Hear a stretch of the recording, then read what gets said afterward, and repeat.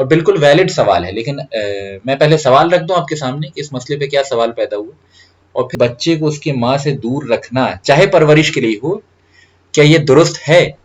اور اگر یہ درست ہے تو پھر یورپین کنٹریز میں جو نینی کا تصور ہے، نینی کا کانسیپٹ ہے، جو یعنی نرسنگ کے لیے جو مائیں ہیں، ورکنگ لیڈیز ہوتی ہیں، وہ پیسہ دیتی ہیں اور دوسری عورتوں کو جو ہے ہائر کرتی ہیں، بچوں کی پرورش کریں، ان کو دودھ وغیرہ پلائیں، ان کا خیال رکھیں. تو یعنی ہم تو اس بات کو کرٹیسائز کرتے ہیں عام طور پہ، جو ہے وہ یعنی ہمارے علماء بھی اس بات کو کرٹیسائز کرتے ہیں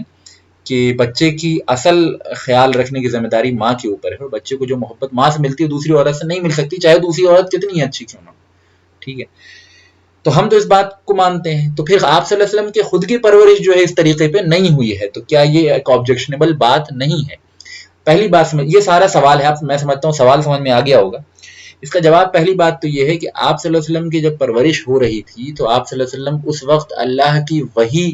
آپ پہ نہیں اتر رہی تھی، نہ آپ پہ شریعت کا نزول ہوا تھا، نہ آپ اس وقت نبی بنائے گئے تھے ظاہری اعتبار سے. ٹھیک ہے، تو آپ صلی اللہ علیہ وسلم کے والدین نے جو کام کیا، یا آپ کے دادا نے جو کام کیا، یا آپ کے زمانے میں جو کسٹم رائج تھا آپ کے نبی ہونے سے پہلے، اس کو ہم اسلامی کسٹم نہیں کہتے ہیں، نہ ہم اس کو اسلامی عمل سمجھتے ہیں. ٹھیک ہے، اس بات کو سمجھ لیجیے. اس کے اپنے فائدے تھے، نو ڈاؤٹ. یہ جو آؤٹ سورسنگ تھی، گاؤں میں لے جا کے بچوں کی تربیت کرانا، اس سے جو فزیکل بینیفٹ تھا، جو لینگویج کے ڈیولپمنٹ کا بینیفٹ تھا، اور بھی ادر بینیفٹس تھے انڈاؤٹیڈلی. ٹھیک ہے، لیکن ایک اس کا نقصان یہ تھا کہ چھوٹے بچے کو اس کی ماں سے دور ہونا پڑتا تھا. تو یہ عمل اپنے آپ میں کوئی اسلامی عمل نہیں ہے، اس بات کو سمجھ لیجیے. اگرچہ حضور کی تربیت اسی طریقے سے ہوئی ہے، حضور کی انیشیل پرورش اسی طریقے پہ ہوئی ہے، لیکن یہ واقعہ حضور کے نبی بننے سے بہت پہلے کا ہے. ظاہر ہے حضور گود کھیلنے والے بچے تھے اس وقت. ٹھیک ہے، تو اس چیز کا اسلام سے کوئی تعلق نہیں ہے. ٹھیک ہے، اس کے بینیفٹس ہیں، اب وہ دیکھا جائے گا کہ یعنی بینیفٹ زیادہ ہیں کہ نقصانات زیادہ ہیں، وہ تو ایک الگ وزڈم کال ہے، ہر انسان اپنے اپنے حساب سے ڈیسائیڈ کر سکتا ہے اس مسئلے کو، کیونکہ اس کا تعلق اسلام سے نہیں ہے، اس کا تعلق شریعت سے نہیں ہے، اس بات کا تعلق اللہ کے اور اس کے رسول صلی اللہ علیہ وسلم کی مرضی سے نہیں ہے، بلکہ ایک عام کسٹم سے ہے جو آپ کی نبوت سے پہلے مکہ میں رائج تھا. اس کسٹم کے بہت بینیفٹس بھی تھے جو میں نے پچھلی دفعہ آپ کو بیان کر دی. اس کا ایک نقصان یہ تھا کہ بچے کو ماں سے دور ہونا پڑتا تھا. تو یہ پورا عمل جو ہے چونکہ اسلامک نہیں ہے بلکہ ایک پری اسلامک کلچرل تھنگ تھی، تو اس میں اچھی چیزیں بھی ہوں گی، بری چیزیں بھی ہوں گی. ہمارے لیے دلیل نہیں ہے، ہمارے لیے بس ہسٹوریکل فیکٹ ہے، ہمارے لیے بس ہسٹوریکل اسٹوری ہے جسے ہم پڑھنا ہے، سمجھنا ہے، اس سے بینیفٹ اخذ کرنا ہے نا. لیکن یہ کوئی اسلامی عمل نہیں ہے. اسلام میں اس چیز کو بہت زیادہ اچھا نہیں مانا گیا ہے کہ بچے کی پرورش جو ہے اس کی ماں کے علاوہ کوئی دوسری عورت کرے، انلیس مجبوری ہو. ظاہر ہے مجبوری ہے تو پھر جائز ہے، مجبوری میں تو یعنی اکراہ کی صورت میں ہر چیز جائز ہو جاتی ہے. کہ ہمارے زمانے میں جو بچوں کی انیشیل تربیت ہوتی ہے، انیشیل تربیت گاہ ہوتی ہے، انیشیل کھیلنے کی جگہ ہوتی ہے، وہ کنسٹرکٹڈ اپارٹمنٹس ہوتے ہیں with in closely attached and crowded buildings, ہے نا. ہم دیکھتے ہیں کہ ہمارے زمانے میں کیا ہے کہ بہت ہی پیکڈ اسٹرکچر ہوتا ہے گھر کا. ٹھیک ہے، اور یہ باکس قسم کا اسٹرکچر جو ہوتا ہے وہ بچوں کو انیشیل جوائے جو ہوتا ہے کھلی جگہ میں پرورش پانے کا، کھلی جگہ میں کھیلنے کودنے کا، کھلی جگہ میں تربیت گاہ بنانے کا،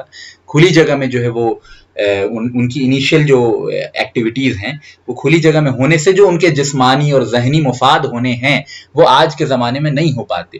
اور یہ اہل مکہ کے رواج جو یہ تھا کہ بچوں کو باہری شہر کے باہر کے حصے میں جو ان کی تربیت ہو، پرورش ہو، ان کے پیچھے جو ایک اٹیچڈ بینیفٹ تھا وہ یہ بھی تھا کہ تازی ہوا میں جب بچوں کا نشو نما ہوتا ہے، تازی ہوا میں جب بچوں کی تربیت ہوتی ہے، تو اوور آل جسمانی اور ذہنی طور پہ بہت ہی پازیٹیو ایٹیٹیوڈ جو انسان کے اندر ڈیولپ ہوتا ہے. ٹھیک ہے، اور ہمارے سویلائزیشن کی کمی کیا ہے کہ جو بھی ہماری سویلائزیشن میں پرابلمس ہیں ان میں سے ایک ریزن جو ہے کہ نروسنس اور اسٹریس، یہ ساری چیزیں جو ہیں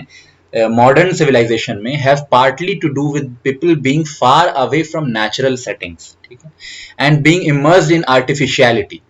We should certainly admire the attitude that people of Makkah took towards desert in terms of making its spacious land the first playground of their children. یعنی جو اہل مکہ کی روش تھی کہ پہلا